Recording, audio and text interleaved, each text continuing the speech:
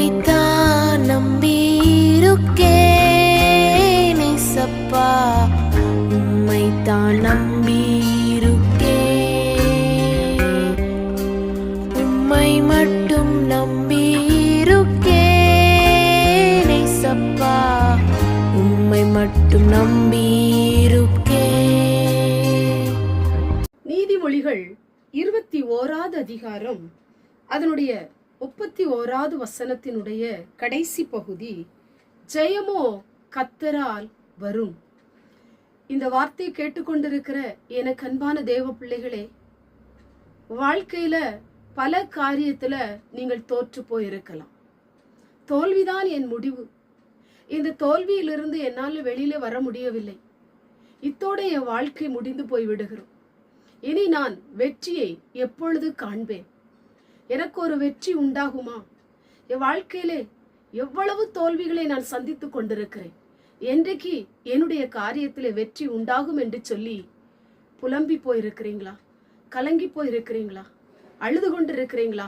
இன்னைக்கு கர்த்தருடைய வார்த்தை உங்களுக்கு நேராக கடந்து வருகிறது. பலமுறை நீங்கள் தோற்ற காரியத்திலே, உங்க காரியம் எல்லாம் தோற்று போயே இருக்கலாம், இன்னைக்கு ஒரு வெற்றியை நீங்கள் பார்க்க போகிறீர்கள். ஆண்டவர் வெற்றி கொடுக்கிற தெய்வம், உங்களுடைய தோல்விகளை ஜெயமாய் மாற்றுகிறவர்.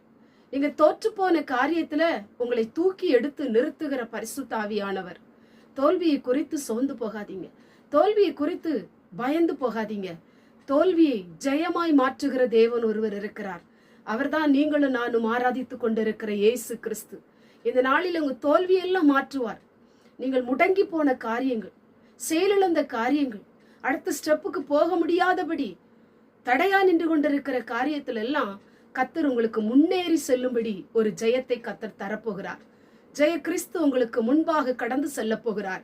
உங்க வாழ்க்கையில நீங்க கண்ட அத்தனை தோல்விகளையும் வெற்றியாய் பார்க்க போகிறீர்கள்.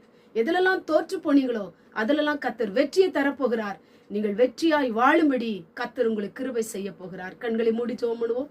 எங்கள் பரிசுத்தமுள்ள நல்ல பிதாவே, கேட்டதான வசனத்தின் மூலமாய் ஜெயமோ கர்த்தரால் வரும் என்று வேதம் சொல்லப்பட்டது போல, இந்த வார்த்தையை கேட்டுக்கொண்டிருக்கிற உங்களுடைய பிள்ளைகள் அநேக காரியங்களே தோற்று போய் துவண்டு போய் ஆண்டவரை முன்னேற முடியாதபடி பல காரியங்களை இழந்து இருக்கலாம். இந்த நாளிலும் கூட எந்தெந்த காரியத்தில் அவங்க தோற்று போனார்களோ அதிலுடைய தலையை உயர்த்தி உங்களை நிமிர்ந்து நிற்க பண்ணி ஆண்டவரே உடைய காரியத்தை வாய்க்க பண்ண போகிற தயவுக்காய் ஸ்தோத்திரம். ஒவ்வொருவருக்கும் கிருபை செய்யும்.